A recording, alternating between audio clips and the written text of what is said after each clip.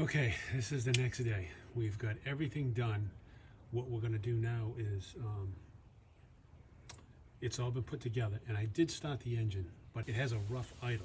Then when it warms up, it runs better. Now, I'm not a mechanic, so if you're out there and you have an idea, by all means, throw it at me in the comments, because I was flipping around some of them hoses. Maybe one of them came off and it's not working right. So that's what we're going to do now. We're going to try and pull two hoses off that connect to the air intake here. This comes off. Throw that up there.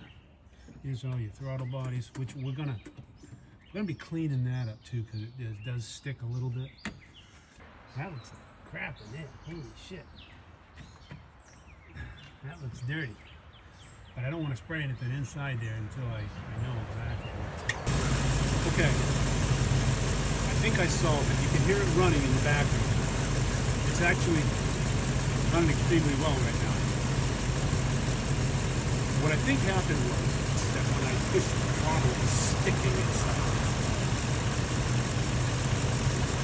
So, I guess that's going to end this series of videos. If you like the videos, keep the comments coming, and we'll see you on the next one. Have a good one.